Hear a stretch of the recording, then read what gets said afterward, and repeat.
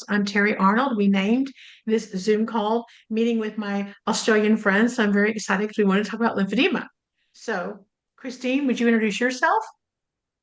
Hi, I'm Christine Dreger. I'm from Australia and I'm really excited to be in this meeting. Great. Mm. Well, Chelsey, you hi, want to? girls.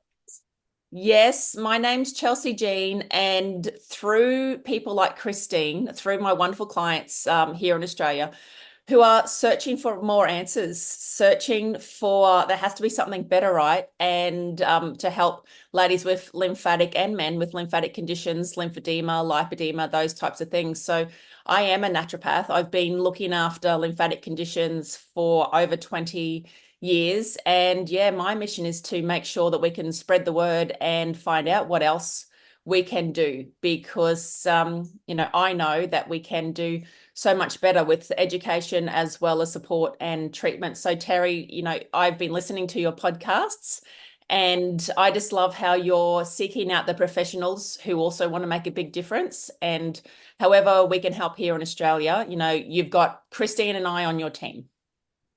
Okay, well, great. When we do this in a podcast, we do a audio, but we also do a visual. And I'm laughing because I wasn't thinking podcast. I was just excited about the meeting, but you guys are ready to go. So you're probably going to hear my little vacuum in a few minutes and do an upload, just running around.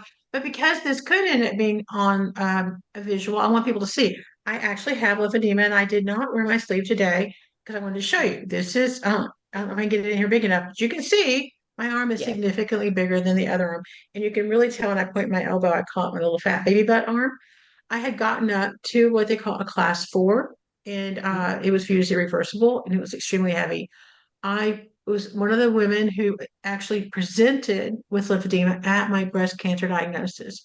I was misdiagnosed for 4 months, and in that 4 months, my arm started to swell. Now, looking back, my arm had swollen a couple of days before the breast swelled. I don't know if Christine, if you anything like that happened to you, but No. so apparently I had a heavy nodal burden. I know people say, why did you neglect it? I didn't neglect it, just like I didn't neglect I had breast cancer. It was a very sudden thing. And I think it'd be great to talk to you guys is that, you always hear surgery blames radiation, radiation blames surgery.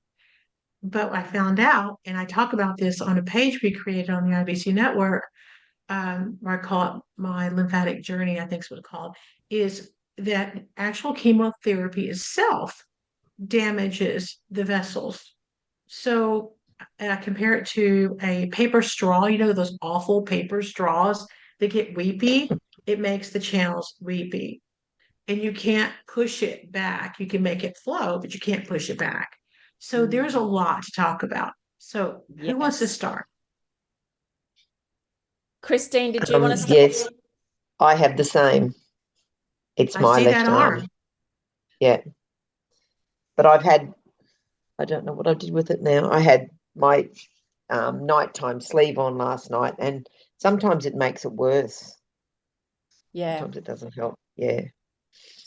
But I do find that Chelsea's lymphatic arm and chest and leg thing that I wear, it diminishes almost instantly in my arm. My arm goes really, really skinny all the way up, like right up to Oh. as far as I can get the sleeve. Yes. Well, I'm always jealous of a sexy, skinny arm. I think they're just amazing. I've I had a mean, I'd big love arm my for a arm to long look time. this like this. Yeah. Chelsea, I know you said you're a naturopath, which obviously is still a respected form of medicine. Is anything you're doing viewed as experimental or is it all sanctioned in your government? Because I know we have rules in different parts of the country about these things. Like we have drugs in the US that Canada doesn't have. And then, Mm. so how does that work in Australia? Oh, I'm laughing, Terry, because even our associations, our lymphedema, lipedema, and different associations here, they won't have anything to do with me. They say that I'm disruptive. They say that I should just get back in I my love box. disruptive women. They say that I'm causing too much trouble, that I should just be happy with their congestive, lymphatic treatments, and bandaging is the best thing. And that doesn't sit well with me. And I am just going to keep on going because they make lymphatics out here to be some big, scary, big L word. Most people hear about lymphatics to do with cancer. And then with the lymphedema massage, they make it out that only specialized people can do it. But seriously, it's not that hard. I can teach anyone how to massage their body to unblock their lymphatic system. Every single person I can teach how to do it.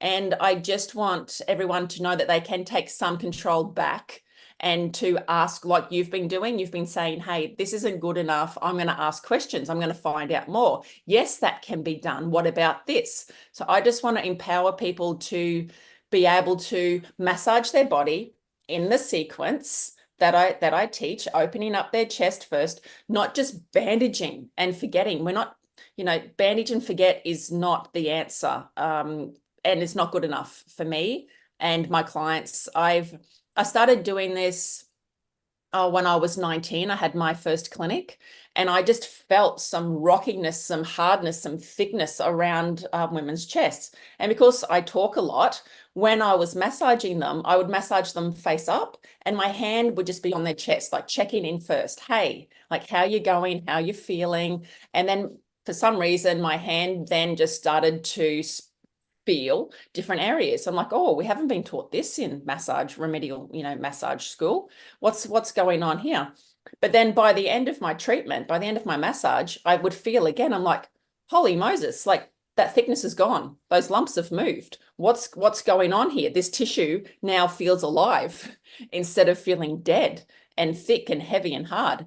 And to make that change in half an hour in someone's body was unbelievable. And then, so I've just gone on and teaching that. Do you know Dr. Perry Nicholson? Have you heard of Dr. Perry Nicholson? Yeah. So I went on for years just doing my treatments until I found him, and he was doing the same as me. And I was like, you know how you feel, how good you feel when you find someone who's doing the same thing as you? Because I've just made this up by the feel, by what I can actually feel and the results that I see. And following his routine, my routine, putting it all together. And now we're changing. We've got 13,000 women in our boob camp group where I educate free online, just teaching women how important it is to unblock their chest, because most people will have lymphedema on the left hand side, because as we know, when the body gets divided up, it's the right hand quadrant is from the ribs and the right arm. That's the only drainage that the right has to do. But both legs, belly, everywhere else, left arm, all that fluid has to come up on the left hand side. So it's a really big burden on that left hand side. So just teaching everyone, just like they brush their teeth every day, just to brush their body. And this is when I've brought in my lymphatic gloves here. We've got the spiky side on one side, where we do that soft touch, that stimulating those myelinated nerve endings and just moving and brushing the body. So just by me hearing my gloves and doing that, I can feel my feet tingling. The fluid is moving already up my legs.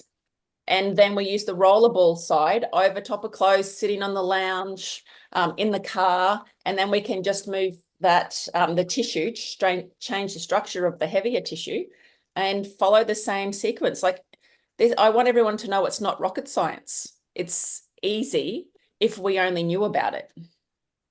Well, and I love hearing what you're saying. And Christine, you're going to have to jump in here so I don't just dominate, because I no, have it's lived fine. with lymphedema for 17 years.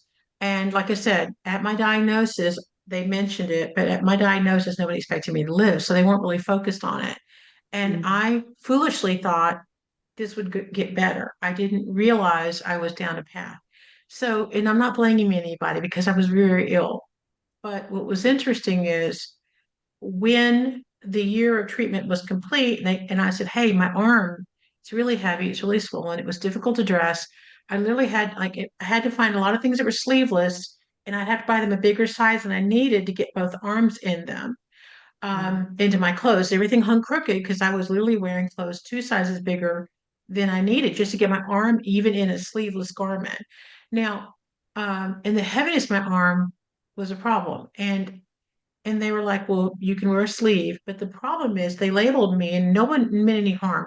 And I cannot say that enough. it's kind of non-compliant. They said, well, you shouldn't be this way. And I'm like, but I am this way. So what do we do?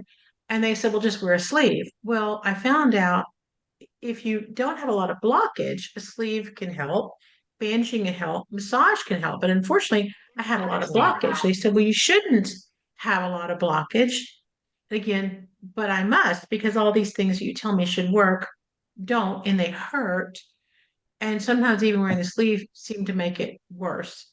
And they go, yeah, you're right. You're just continually swelling. Well, and I know you were not about the surgery. It's not what you do. But I was watching and this surgeries come out for the bypass that make really tiny cuts in your arm. And they did that. And it helped me significantly. But unfortunately, those don't last forever. And then there was more surgeries that helped me. And they did the testing where they shot the dye in between my fingers, and you saw that green light. I've got all that on the website, and I'll relink it where you could see it. It just literally went just stop and scatter, and they're like, "Whoa, you've got major blockage." I'm like, "Yes, I told you I have major blockage. We had something to do." But one of the things I think is difficult, even in the U.S., we make lymphedema seem like a body image issue, not a true health threat because cellulitis can kill you. It Mhm. can kill you fast. But also, too, Yeah. my arm got so heavy, my rotator cuff tore. I mean, it gave me problems. And it wasn't like I had a lack of body confidence. I had a physical problem. And being able to taught how to do massages to get that flow go, and it is a full body. I remember one day getting a massage, and the lady at the end of it, she goes, "Oh, by the way, I just gave you your ankles back." I went, "What?" And she goes, "Have you noticed how you don't have ankles anymore? They're cankles." And I looked down, it's like, "Oh my gosh, I have ankles." And it is a full system. And to Mhm. Hmm. learn how to massage yourself to me is just the most common sense thing we can do. Yes, But in the absolutely. US too, we have a struggle because they act like it's just an inconvenient body image thing. They act like lymphedema is not a what I call a win, but an if. It's not when you get it, it's if you get it. Because supposedly they say 30% of women in the US get lymphedema, but there's been some unofficial soft surveys that women with IBC that 90% get significant lymphedema. So we Yep. definitely need to move the conversation forward. So Yeah, who wants to add to that? I'll walk into a supermarket and I'll have my sleeve on. They go, breast cancer, lymphedema. And I said, oh, yeah, but I don't have pain with it. Yeah, I know, but I can see you've got one arm bigger than the other. And I think, I don't want you to see that. I don't want to look with like one arm looks like an elephant and the other arm looks normal.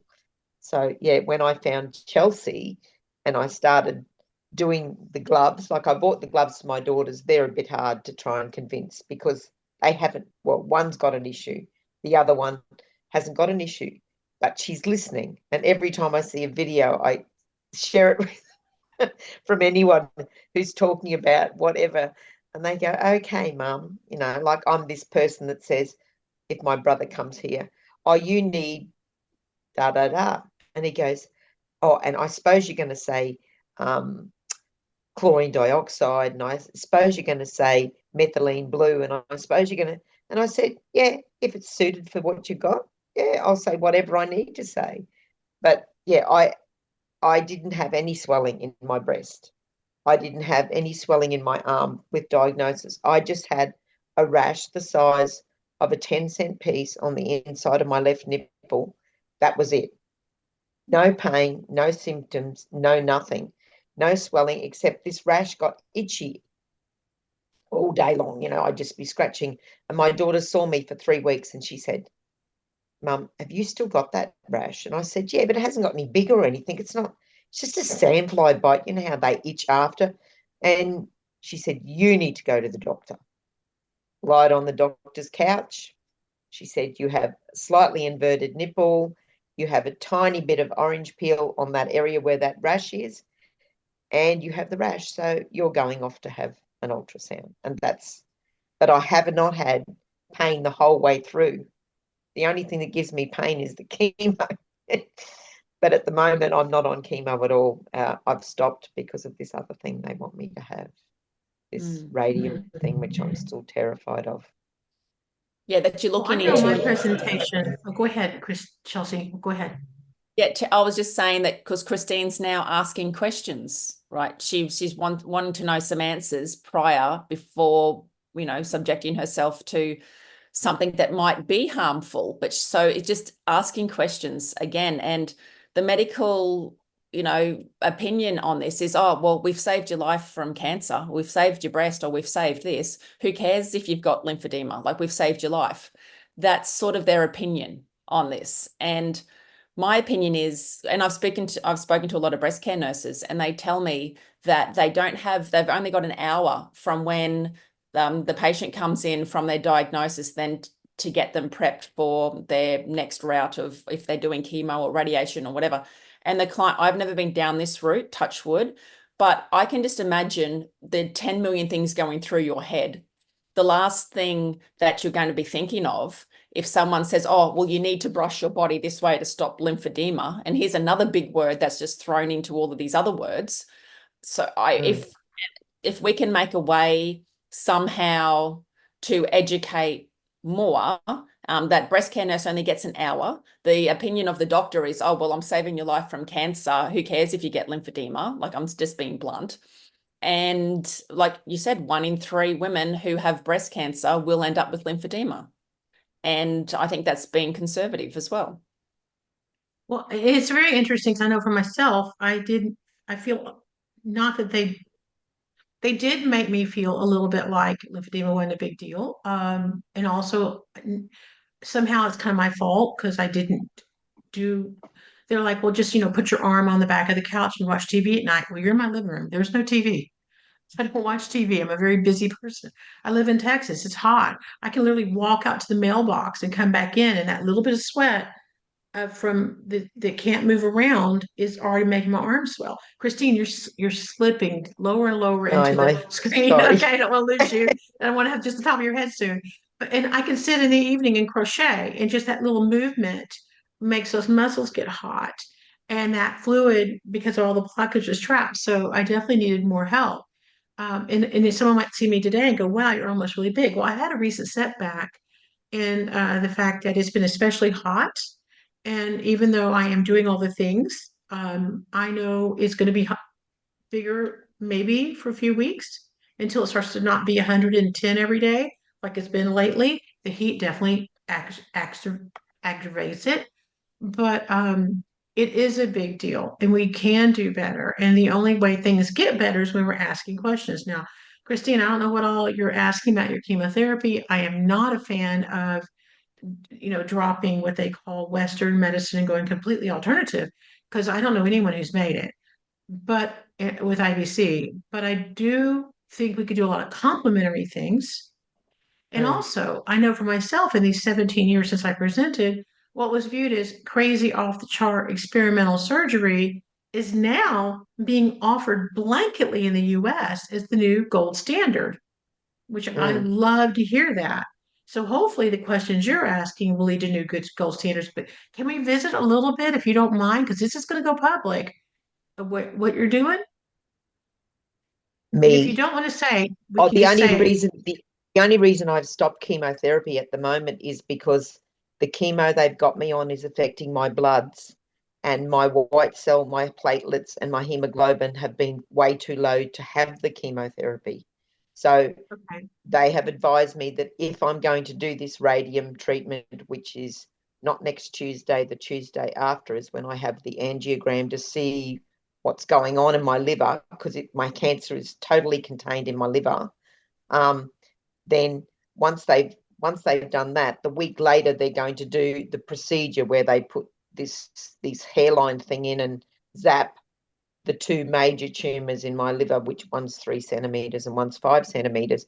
So my oncologist said, how about we leave your chemotherapy and let your blood build up, because I don't want you having this treatment with your bloods as low as what they are now. Because she said, if I gave you chemotherapy, you would have to have the after chemo needle, which is dreadful. And I said, no, I'm not going to have the after chemo. needle because it Well, I just hurts understand too that. I much. just want to make it very clear to anybody who's listening that you're not going to stop chemo and you're eating peach pits. No, I mean, I had a I'm man too, stop me the other day in a restaurant yeah, because I was worried about my sleep. He goes, "Oh, you've had cancer." And I said, "Yes." He goes, "Have you tried peach pits?" And I said, "Call MD Anderson and tell them about that." Obviously, some of these things are crazy, but I think though, asking questions is how we're going to move the needle forward. yes. So I hope you get some And good I ask answers questions. because Yeah. I'm a question asker too. And And I've I seen don't things take, change in front of my yeah, eyes.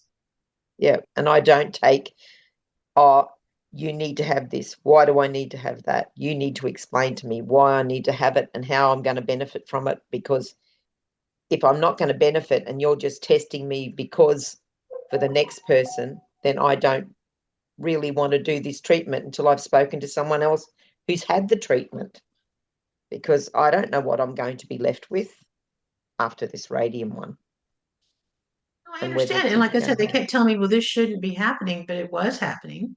And so what do I Yes, do now that it's happening? And I do know that proper lymphatic care can be a game changer. And what do absolutely. you Yes, see with how much fluid? Can we find a way to quantify how much fluid you think you're moving on someone's body?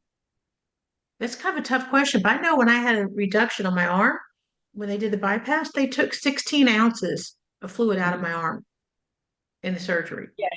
Yeah. So just being able to move that fluid around in the right way, I find, and just teaching people how to breathe. So we all know that the fluid has to go to your heart and has to come up to your chest first. And a lot of us are not slouching over, we're all tight through our shoulders, we're not opening up our chest. So we're not actually taking nice deep breaths that pump that lymphatic fluid around. A lot of us have gut issues. So that people are normally either constipated or they've got some type of irritable bowel or like congestion going on in their gut and not following their gut, what their gut is saying to them. So there's a lot of congestion. We're finding a lot of parasite activity, a lot of autoimmune issues as well in people. So anything tight around there, the immobility, they're not moving around as much. So we concentrate on getting people moving, getting people breathing, getting their bowels working, doing a really good candida parasite cleanse of their gut too, I find is really important. And that helps with the brain, that neural pathway up to the brain as well, if you get your gut right. But just teaching how to move this fluid, Terry, it can make such a big difference. We can have people walk out of the clinic. They come into the reception and they bend down and they touch their toes.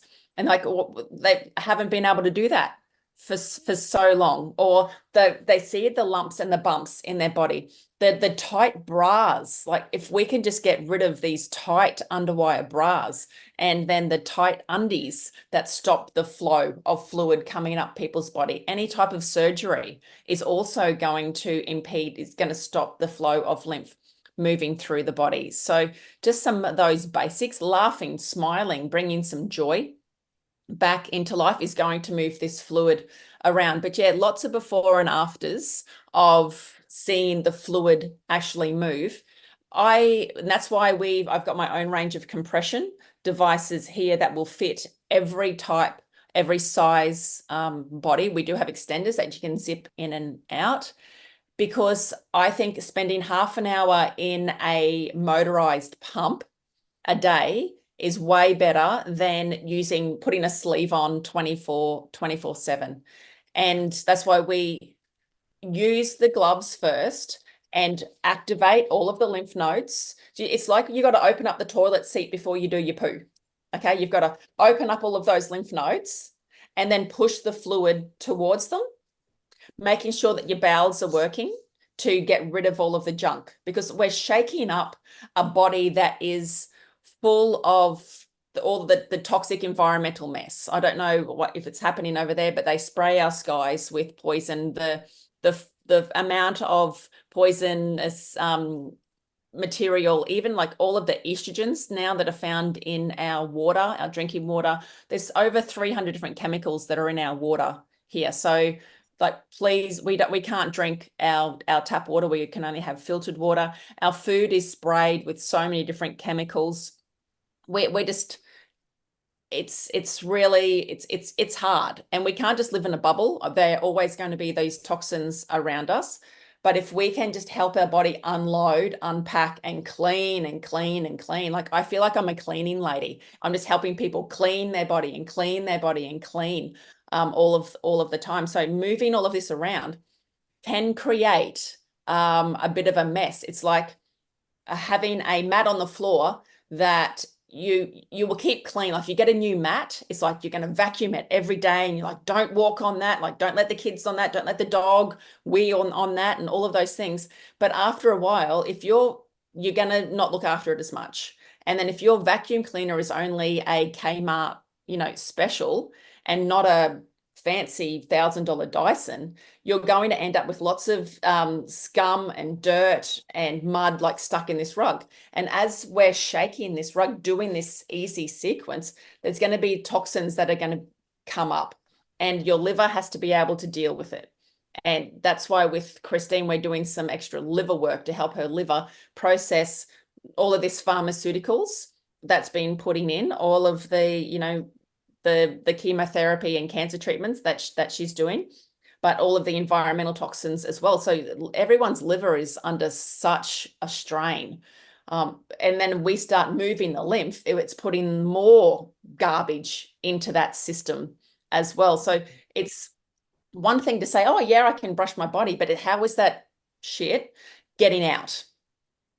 We have to be able to get those toxins to be able to move and get it out and move that fluid. What's the point? We're moving all the fluid, but it has to be able to get out of And I love what you said. I'm going to jump in because the lymphatic system is basically like you mentioned the toilet and the poop. I love that because it is part of your cleansing system for your body. I mean, you sweat out the toxins too, but also when you lose all your nodes on your arm, like, I don't sweat under this arm. And for years I would be putting on my deodorant, and I started laughing at one day going, why am I putting it on over here? I don't sweat out this arm. It was just habit. But I remember telling my therapist, I said, I feel like my body's full of what I call rancid mosquito water, just stagnant ick. And I know that when I got a good quality massage, I would run to the bathroom and pee like a horse because all this stuff was moving and I would feel better. And I know one lady, she said she went and got a really amazing massage from someone who did head to toe. She said she went to the bathroom off and on several times for an hour. And by the end of the evening, she weighed 8 pounds less Wow. because that's how much fluid. Now I can believe that because I had one surgery and I lost 5 pounds. And I asked the doctor, did you throw anything away? Did you take any fat off me? He goes, no.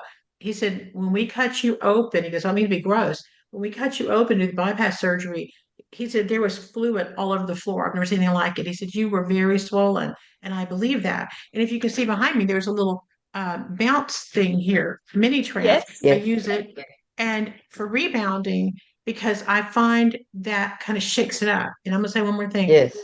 Thought the surgery, first of all, I had surgery because both my breasts had cancer. I was flat for 10 years and I was fine with that, but my arm was getting worse. I kept watching the new surgeries come out because I had tried all the things and nothing was working. I tried a pump, tried sleeves, tried massage, tried wrapping, and my arm was just steadily getting bigger. And I was very good at hiding it. A lot of people didn't realize I was very careful how I stood in a picture. My arm was behind me, someone was in front of me. So I had to go dig to find pictures to show people. And not that I was ashamed of it, I felt like it was a distraction. And I didn't want my arm to be the distraction. But when I was watching all these surgeries coming out in prime time, I had first had a fat transfer under my IBC side. That side was scooped to a hollow. You could lay your hand in the hollow. And so I would do the massaging, that skin and it adhered to the ball muscle. And I couldn't get the action I needed that I could get on this side because the mastectomy wasn't as aggressive, shall we say. It was called a simple mastectomy, not a non-skin sparing radical. Now, when they did that fat transfer, that lifted that skin up and I could get action. I thought, okay, I'm seeing improvement. And I can do the brushing you're talking about or the machine, but I had blockages. So they did that. Again, I could get some Yeah. action. And and then later, when I got the deep, they said if we can take a node from, and Christine, you probably hate all this. I mean, Chelsey, you might hate all this because I know you're wanting to do things more naturally without surgery, but I was someone who needed that help. Being a class 4 for 10 years, they'd never done surgery on somebody like me, they said. When they took a node from my groin and put it into my underarm, I got rid of what I called my back boob. I had a good C cut back here. My tummy got flatter because I had lymphedema in my tummy. I had lymphedema down my right leg. That got better. And then I was able to have more success with the brushing, with using the pump. And here's something that was interesting. My friends told me.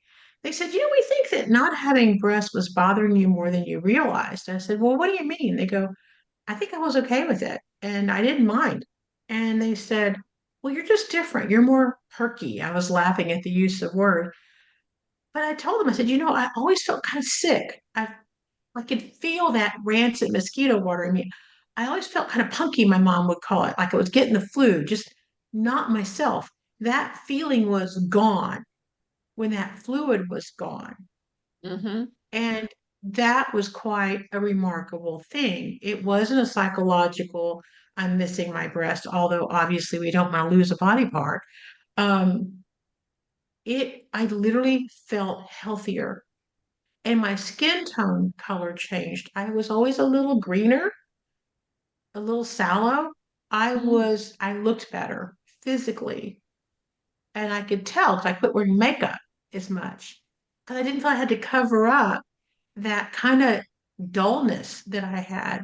So when you mentioned the dullness, that resonated with me because so your lymphatic system is truly carrying out all that rancid toxins that your body can't get rid of. And if your liver's off, that's one of our filtration systems too.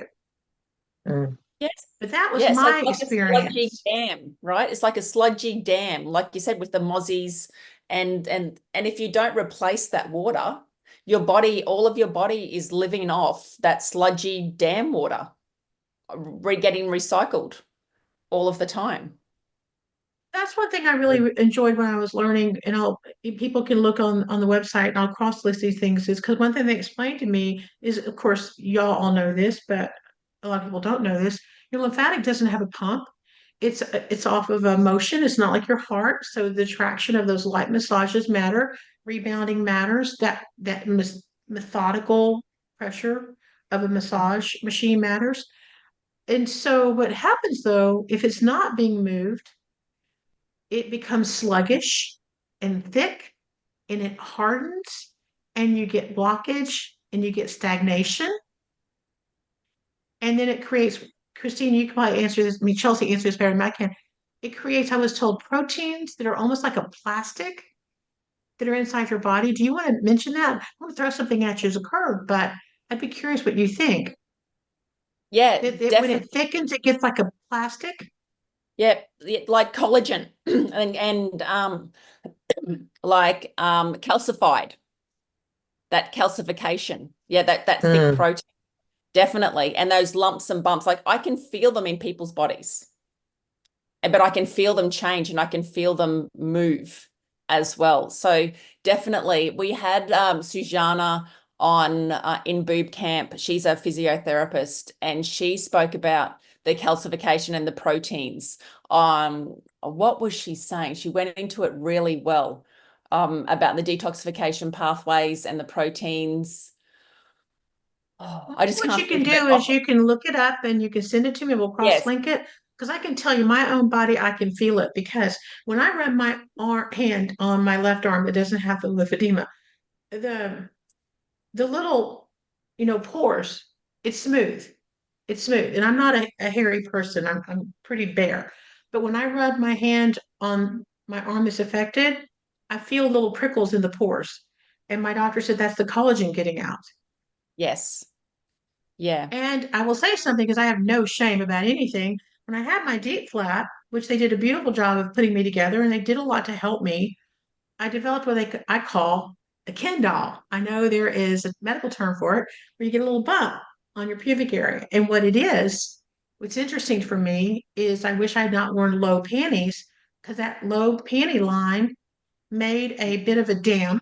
I wish I got the granny panties up to my belly button because the panties having just that constant pressure of that low line helped me get a bit of a lymphedema mound on my Yes. pubic bone. And so Yeah. now I got to work on that, you know? Yeah. I can Yeah. tell if someone wears the same undies every day when they come into clinic because you can see there's that same line and you can see the fluid building up before the groin, like in the top of the leg. So one of my big messages is to get everyone to change or wear no undies or change the style of undies every day. Like have a G-string, have a boy leg, have the bikini, have the brief, and just change your undies every day. The style of undies makes a big difference. The idea of changing Yeah. the style of undies would be great because, you know, and because I can tell that line is there and it made something happen. Mm.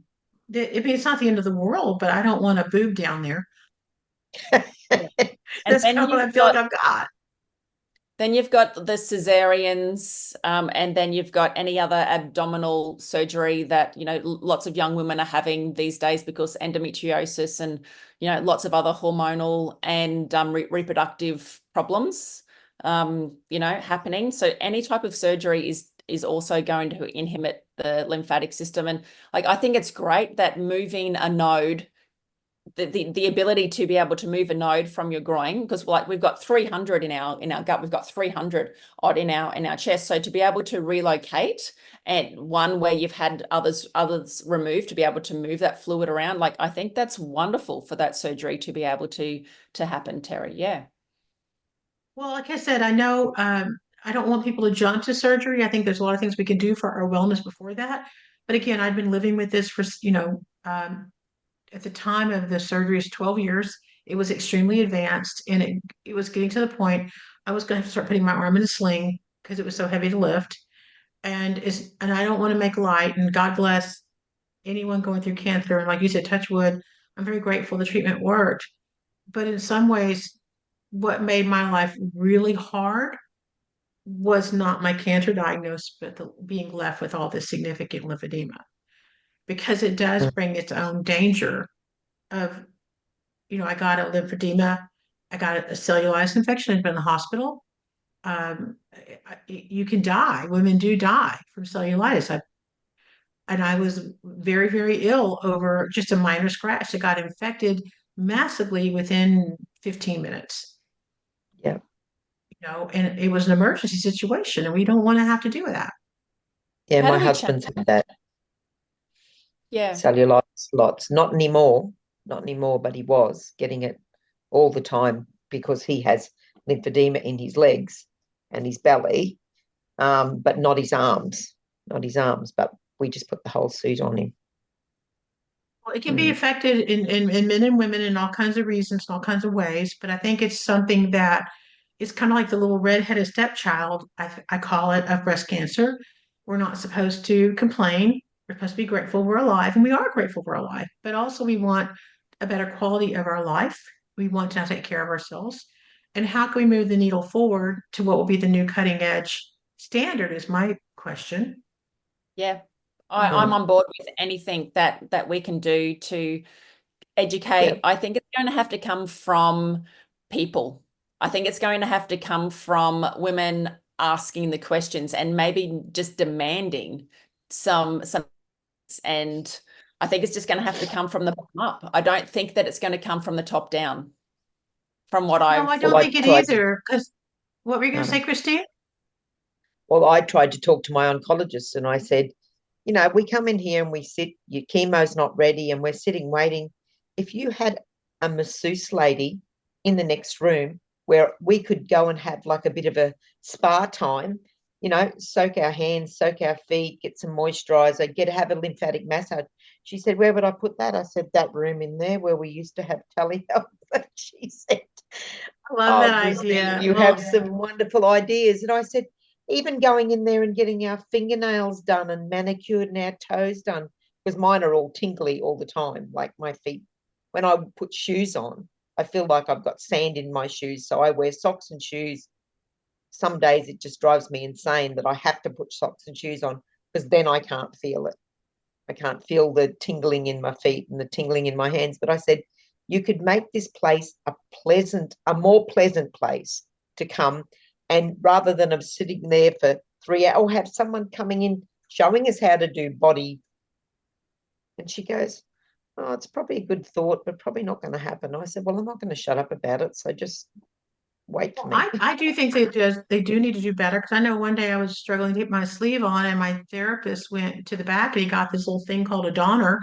I wish I had it with me. It looks like a like if you have a pipe, a plastic pipe, if it's cut in half and you slide your sleeve over it and you slip your arm in it. And I'm thinking, oh my gosh, how come I have had lymphedema for 10 years and no one's ever showed me this? He goes, well, didn't you Yes, ever I look it saw up on the yours. internet? I go, no, I was busy trying not to die. Thank you.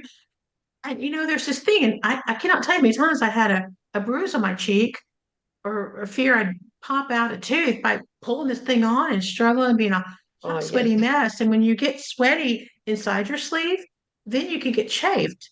And so, and he was kind of embarrassed. He goes, I'm sorry. And he was newer. He goes, I'm sorry nobody showed you this. But honestly, they think we're all sitting on a pillow with nothing to do but look this stuff up. And I think we need to be fed information about Mm, lymphedema.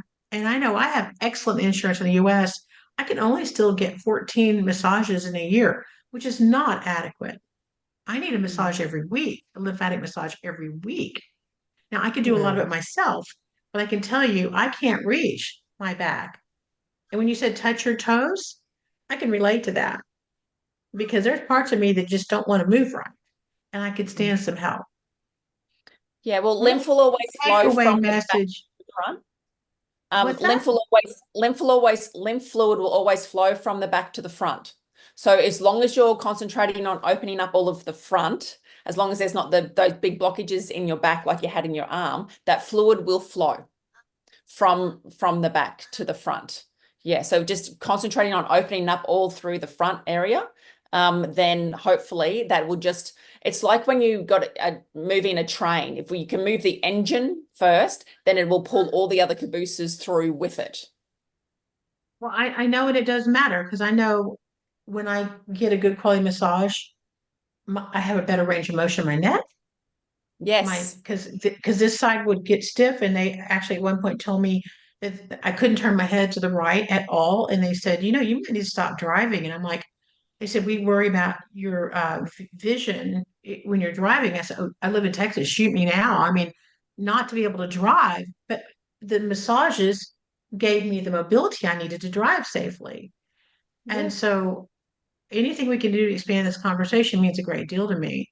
Now, Yeah. again, we are not recommending that somebody not follow, what is viewed as the medical gold standard. But I know many women, like I said, I have good insurance. I have to go cash pay to get what I need. You're someone, obviously, it's not approved under the insurance, they're having to cash pay you. How can Yes. I make people understand I'm not asking them to chase some charlatan who's going to give you what I call the magic protocol of the special orange juice? You are not that. Mm. So, how do you explain to someone how you're not that charlatan, that we are trying to create something that's not been there? Yeah, I think, Terry, that people just see how real and authentic that I come across, that I'm still searching for answers to, that I'm on their side. And this is what I've seen works for me. This is what I've seen works in clinic. And I'm happy to share my knowledge every step of the way. And that's all I want people to do, is to go, oh, okay. That look in someone's eyes when they say, that makes sense. Like, I get that. Because they're not just getting told, line up, get this, put this in here, do this, do that. I'm actually giving some education and talking about things. They go, oh, yes. Yeah, that did happen back when I did have some hormonal issues, or it did come back when I had a trauma. It did come up when I had a trauma.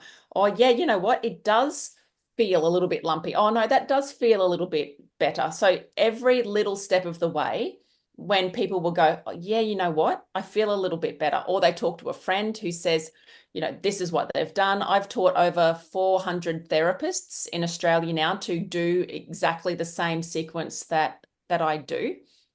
and they're then seeing hundreds of clients themselves. So we are slowly building up a little like soldiers, or don't want to really say soldiers, but you know, I get people it, who, because it's definitely a battle. yeah, yeah. Yeah. And I didn't really think, because here I'm on a mission to educate and share and give people hope is one of the biggest things that I want to be able to do.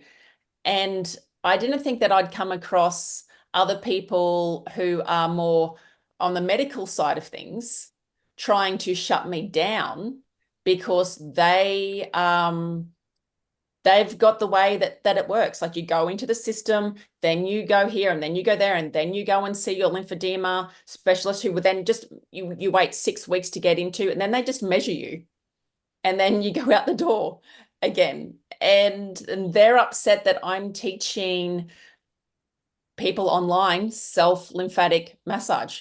They're upset that I'm teaching other therapists, other massage therapists who are qualified massage therapists, just how to unblock in this certain way, which is so easy to do. No, I know it's taught. It's taught in the U.S., but I have to say you have to ask for it a lot. And but also too, we don't have enough. We don't have enough trained uh, lymphatic massage therapists. So sometimes people will literally have to drive 3, 4 hours one way just to see someone who has the training. We don't have enough. So I tell anybody who's looking into going to career in medicine, go into any career. Medicine is where we need help. But also too, if you're a physical therapist, that was my educational background, physical therapy, is if you want to do some extra certifications or study about lymphatic massage, your clinic will be full 24 hours Yeah. because there was not enough. Yeah. Now, and also Because too, you're not advocating they ditch Western medicine, and you're teaching them common sense techniques using their own body, which makes Yes. me feel very comfortable. mm, well, as soon as I It's heard not like it, yeah, what, Christine?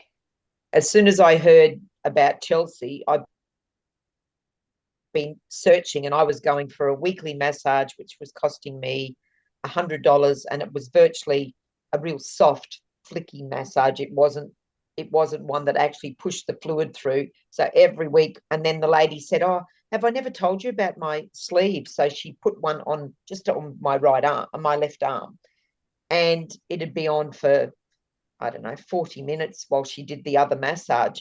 But I'd come away and it had done nothing, because nothing was pushed through from what she did. She didn't do it the way Chelsey did it. So I thought, rather than spend $100 on that, I'm better off buying the suit, which I know I've seen the results. And like, even when my husband gets in, now his legs are that heavy that you can hardly pick them up. And for him to come out of that massage with his feet with wrinkle lines in them, which I haven't seen for years and years and Oh, years, I know what you with mean, because pressure marks. my Yeah. hands look Because different. when I Yeah. get up in the morning, I go, "Oh, look at that one." Yeah, and I just sit there and I keep doing this after I've done everything else, because I think I'm going to make this hand look better today. But yeah, Well, I it was always tell just an women. eye opener. Well, I'm sorry to talk over you. I just get very excited talking about this because it's not talked about enough. But like I always tell when women will write me and they'll say, "How do I know I got a good quality lymphatic massage?" I said, and I'll be curious what you think, Chelsey, but when I get done, I have to run and pee like a horse. And I said, if you are not urinating heavily after massage, you didn't get any movement. It might not mean they didn't do it right. It might mean you need more than one to kind of get it going. But I see the same thing when I go swimming. If I'm in water up to here, and I don't swim, I just sort of walk around in a circle. But if I have the opportunity to get in a pool of water and I can get it up to here and just literally walk in a circle for 20 minutes, I am running to the bathroom and Yeah, everything fits looser because I've moved that fluid. So yeah. what would you say is a bit of a litmus test to know you're getting some action? Okay. So your lymphatic therapist should always start at your chest first. And we notice a lot when we are just massaging through the chest, through the upper breast area and through the arms, their tummy will start gurgling. We hear noises. We hear their tummy moving. Yes. And I don't know if you've noticed this, Christine, but I feel like it sounds gross. Like I'm peeing in my stomach. It's like I feel Yes. it trickle. Do you feel it? I do. I feel it Yes. Yes. trickle. Yes. The So that's gurgling. Okay, what important. else? Because what That's else important. should they look for to know that we're actually getting some action here?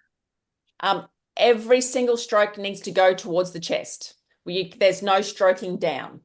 So definitely No. don't go to anybody who ever strokes down. Starting at the chest, the neck area, definitely first. You'll notice that you might get tingles through your body. You'll get a tingly sensation. Get your therapist to, when they feel blockages, when they feel lumps and bumps, when they feel the hard tissue, I get my client's hand and I get them to feel it. So then they go, oh, okay. And then we will always say, ask the questions like, what do you breathe deep, or are you anxious? Those types of things. When was your last bowel motion? Because are you pooing? Do you pee? Like, do you pee color? Or do you pee clear? Because your kidneys you have to be peeing color, because then you know that your kidneys are working. You're actually getting rid of that toxic load. And you'll need to pee more because there's sensors in your kidneys that will go, toxin alert, let's pee. Let's pee. And that's like when you drink alcohol, it's like toxins, let's pee. So that's why Yeah. you'll need to pee more, because your kidneys are detecting that the toxins are in. You'll have better movement. Your body will feel less stiff. But we can just work on somebody's upper body, and then you will notice the fluid change in their legs. It's all about doing it in the correct sequence. So upper body definitely first, and then stomach, we go around in a clockwise formation, and then from the outsides in, and then working on the hips. We do a lot of bending and flexing and moving the hips and the knees. So we'll do a half an hour massage, and then we will put on the compression pants or shorts or arms. So if somebody is quite congested through their chest, then we will put the arm compression. So we'll do their half an hour massage, then we'll put them in the pneumatic pumps. Then that will pump through then for half an hour. There is no point me putting them in the shorts or the legs if they're all still congested up the top. So your therapist will choose which area has to be unblocked first. And then we do the face, but you are going to definitely feel lighter. We have had some people have to stop and throw up on their way home as well. And normally the people who need to stop and throw up are more of the higher metabolic thyroid body shape people, the people who don't stop, the fast moving people. The lymphatic body type people, like you said, are going to notice it's going to take more sessions to their body's going to react slower and respond Interesting that you say slower. that, because when I was really concentrating on what I could do with myself and getting a weekly massage at home that I was cash paying because my insurance wouldn't cover anymore before I had the surgeries, I would be very nauseous after the massage. And I wasn't getting a deep tissue massage because, it's often you hear people say they've had a big party weekend, drank too much, whatever, and they'll go get a deep tissue massage and they're so sorry they get sick. I wasn't getting a deep tissue massage. It was just a very light. But I was so far gone that I had to make sure that when I booked my massage, I did it in the afternoon. I had nothing big going on that day, and I didn't have much going on the next morning because I would be nauseous for hours. And then Yes. as I got better, I was less nauseous. But yes, Yes. it will cause Yes. nausea because you're When moving we out poison. Yeah, we just tell people if their body says lay on the lounge, just go and lay on the lounge, because all of those internal organs now have to do their work. So make sure you keep on drinking your water. Only eat something light, because you don't want your body's the energy to go into arms and legs and moving. You don't want it to have to go into digestion. You want it all to be detoxification and being able to get rid of the waste. Well, this has been a very fascinating conversation. And like I said, I feel a little bad that I hadn't planned on doing a podcast, but I think we've got one. I And think we've got one, Terry. Yeah. because I wanted to, do a little discovery with you guys, but I think this is important. It's not talked about a lot. And I'm really grateful No. that, and I want to give a little bit of history about something. When I started the IBC network, a lot of people don't realize it was at a request. I know Australia is not New Zealand, but it was a request from a woman named Jenny from New Zealand, who had one of the biggest voices in the IBC world. And then around that time, I met a woman named Lori Gilgrenham, who was a young doctor up in Ohio who had IBC. And they really encouraged me to start the network. And the IBC network is US based, but we have what we call separate but equal entities in Australia, the UK, and now one just formed in Canada. Before the pandemic, we were going to even have a few more, but that slowed things down. So I always get very excited about anything that's going on in your part of the world because I owe a great debt to someone who said, please do this. And to pick up that mantle and kind of carry it on for her. I would love to have more continued conversation with you ladies. I will put some links in with the podcast later so people can look things up. And again, we're not trying to blow off traditional medicine, but we're trying to add a layer of enhancement and to bring more conversation to move the needle forward on how we can live better longer post cancer, but also lymphatic system damage comes into life even without a cancer diagnosis. And it'd be lovely to see that improve, right? Absolutely, Terry. Yeah. And if we can just reduce the cancer rates by having a healthier lymphatic system and we can get people to take care of their health before a diagnosis, that's what I would love. I would love that too. Yeah. I would love. Yeah, Well, I 'cause the really saddest appreciate ladies thing talking to me. Stop the record button, but don't go away because I have more questions. Again, you've been listening to Chelsey and Christine. Am I saying it right? Is it Chelsey or Kelsey? Chelsey. Yeah, Chelsey. Chelsey, good. I'm making sure. We listened to Chelsey, who is a lymphatic specialist in Australia, and Christine, Yep. who is an IBC patient, who brought her to me to say, "Hey, let's talk about this because there's things we need to do." And I'm thrilled. So stick around, ladies. We're going to talk privately. And thank you for listening to Talk IBC.